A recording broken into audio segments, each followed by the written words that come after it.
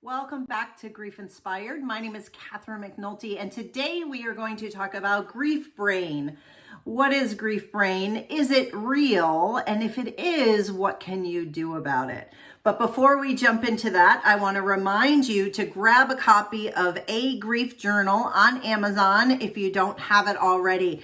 This is a journal. You can find the link below.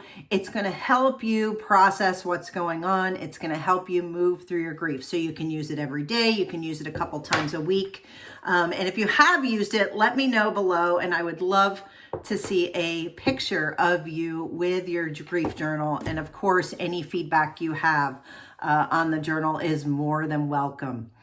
So let's dive in. Is grief brain real? You know, this is a topic that's been coming up quite a bit, giving the holiday season and things are more hectic than ever, that if you are experiencing what people call grief brain, you may be wondering, is grief brain real? Well, I can tell you based on the research that yes, grief brain is real.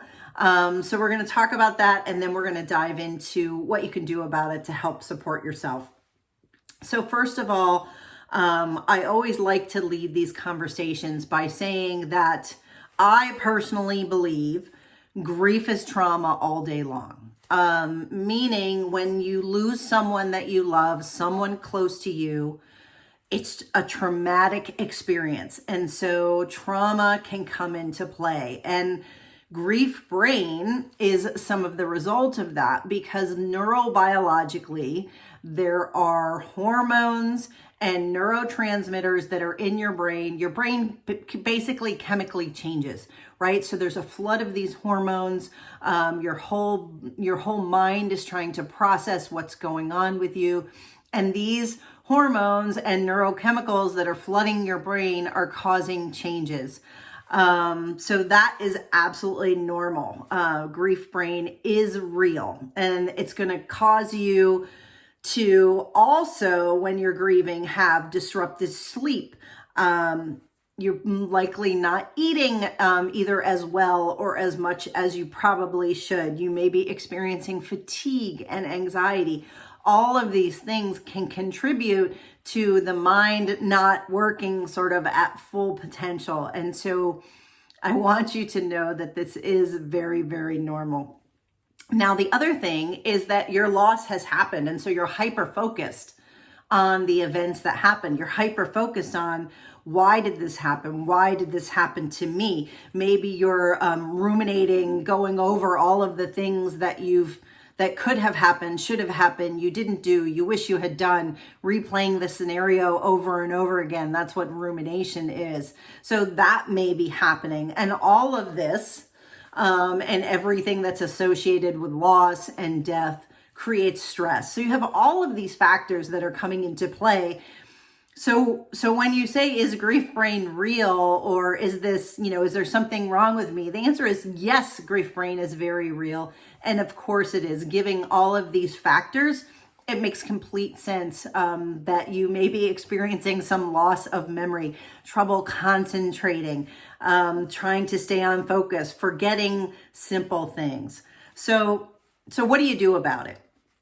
Well, so first, one of the things that I think is, really one of the number one things that I think we all need to learn when it comes to grief is we need to give ourselves a break. You need to cut yourself some slack. You need to realize that grief brain is indeed real, that you are not functioning 100% the way you were before your loss, even if you, maybe some of us weren't functioning 100% before our loss either, but that's not the point. So give yourself a break, recognize and acknowledge that grief brain is very real. There is a lot going on in your head right now. So cut yourself a break. And to that, it means, practice, give yourself some self-care, right? We all hear the word self-care. Well, what does that mean? It can mean a lot of different things to a lot of different people. But in this instance, it means maybe lower your expectations. Maybe give yourself that break. Allow yourself to do less, right? Don't put the pressure on yourself that you have to get everything done. The hustle and the bustle of the holidays. Cut yourself a break this year. So lower your expectations, get some more rest. Take time to just chill and give yourself that space. And then third, we talked a little bit earlier about rumination. Watch out for rumination, the replaying of events over and over in your head. Now, I'm not saying don't think about them because I think it's important, but what can happen is you can get caught in this cycle where you're replaying events, you're feeling really guilty potentially, you are trying to come out with what if this had happened? What if I had done this? What if the doctors had done this? What if I had, I hear so many people now, what if I had taken them to the hospital sooner? What if I had not taken them to the hospital? What if I had done this or done that? That's all rumination, and you can get really caught up in that.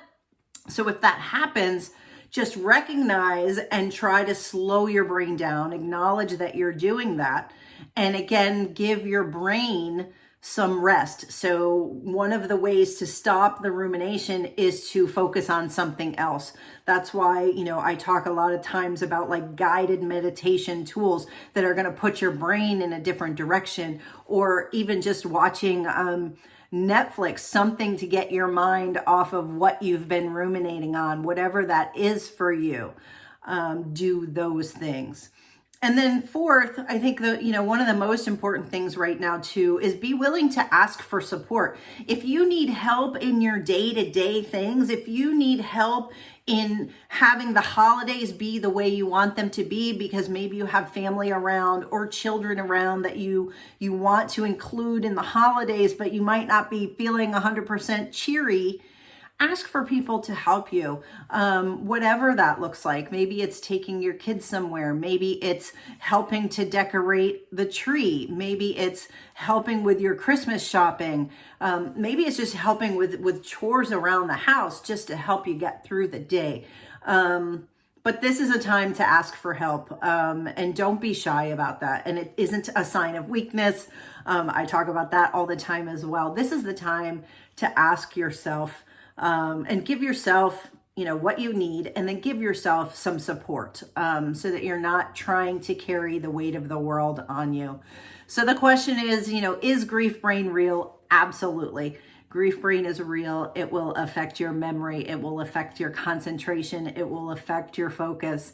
And, finally, grief has struck into your life, and this is a season. And so grief is likely what you think about a lot of the time. And so if you are experiencing grief brain, acknowledge that yes, you are hyper focused on yourself and your loss. And that is a normal part of the grief process. So again, give yourself a break, practice self-care, watch out for rumination, and ask and get the support that you need. So I hope this video helps. In a future video, I'm putting together some ways to help you with your sleep. We talked about that rumination, and a lot of times that rumination strikes in the middle of the night. So if you're up all night, stay tuned. You're going to see some more videos coming up to how to help you sleep on those nights when you're having trouble sleeping. Thanks so much for watching. Reach out to me at griefinspired@gmail.com, and be sure to let me know how else I can help you, because that's why I'm here.